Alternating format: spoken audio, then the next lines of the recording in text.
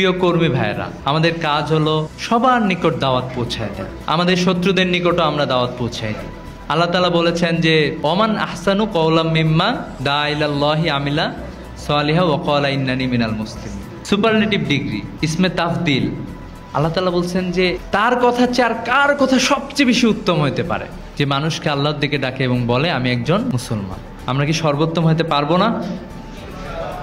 আমাদের একমাত্র আদর্শ হচ্ছে হযরত মুহাম্মদ সাল্লাল্লাহু আলাইহি সাল্লাম। আল্লাহ রাসূলের জীবন থেকে আমাদেরকে শিখতে হবে। আল্লাহ রাসূল সাল্লাল্লাহু আলাইহি ওয়াসাল্লাম ইসলাম প্রচারের জন্য স্বয়ং আল্লাহ রাসূল সাল্লাল্লাহু আলাইহি ওয়াসাল্লাম তায়েফের ময়দানে রক্তাক্ত হয়েছেন। বিশ্বের সর্বশ্রেষ্ঠ মানুষ তায়েফের ময়দানে ইসলাম প্রচারের জন্য রক্তাক্ত হয়েছিলেন। আপনারা মিশরে ইখওয়ানুল মুসলিমিনের নাম শুনছেন? মিশরে ইখওয়ানুল মুসলিমিনের প্রতিষ্ঠাতা ছিলেন হাসান আল বান্না। আমাদের একটা বই আছে হাসান আল বান্নার ডায়েরি, সবাই একটু পড়বেন। উনি মাত্র 22 বছর বয়সে ইখওয়ানুল মুসলিমিন প্রতিষ্ঠা করছিলেন। প্রতিষ্ঠা করার পরে 22 বছর বয়সে 1928 সালে, ওনার জন্ম 1906 সালে, মাত্র 3-4 বছর দাওয়াতি কাজ করছেন। পুরা মিশরের সকল যুব সমাজ, সকল মানুষকে উনি ইসলামের পক্ষে শক্তি বানাই ফেলছিলেন। হাসান বান্নার ডায়েরিটা পড়বেন যে উনি কিভাবে দাওয়াতি কাজ করতেন। উনি প্রত্যেকটা জায়গায়, উনি যেমন মসজিদে যাইতেন, মাদ্রাসায় যাইতেন, সেই সাথে উনি ক্লাবেও যাইতেন। যেখানে সবাই মদ খায়, চা খায়, কফি খায়, এখানে উনি যাইতেন। যার পর উনি একটা নতুন কিছু কাজ করে ফেলতেন। সবার উনি অ্যাট্রাক্ট করতেন সবাইকে। অ্যাট্রাক্ট করতে সবাই যখন তার দিকে দৃষ্টি নিবন্ধ করত, তখন উনি বলতেন ইসলামের দাওয়াতটা উনি চমৎকারভাবে দিয়ে দিতেন। আজকে পুরা পৃথিবী অন্ধকারাচ্ছন্ন হয়ে গেছে।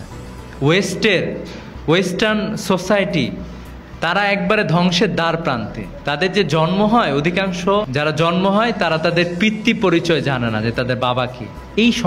তারা এই সমাজে চলে গেছে। এরা হলো এমন একটা সভ্যতা যারা নিজেরা টনের পরে টন পণ্য শস্য তারা সমুদ্রে ডুবায় দেয়, আর আফ্রিকার মানুষরা না খায় মারা যায়। এরা হলো সেই সভ্যতা যারা সিরিয়ার মতো দেশে মুসলমানের যুদ্ধ বাধায় দেয়, হাজার হাজার মানুষকে তারা হত্যা করে এই জায়গাটাতে। পৃথিবীর মানুষ একমাত্র নিরাপদ হচ্ছে ইসলামের কাছে। কার কাছে নিরাপদ?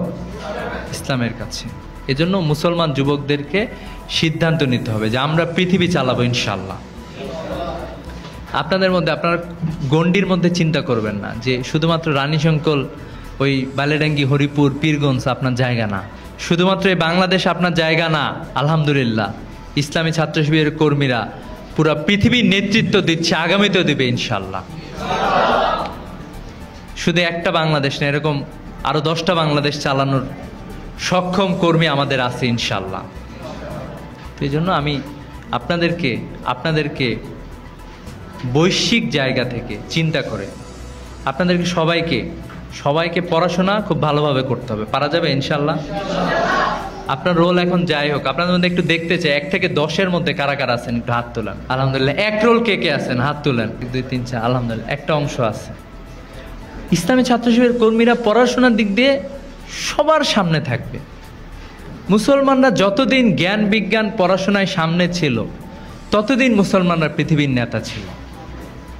যখন আমরা পিছাই গেছি, তখন কিন্তু আমরা পৃথিবীর নেতৃত্ব হারাই ফেলছি।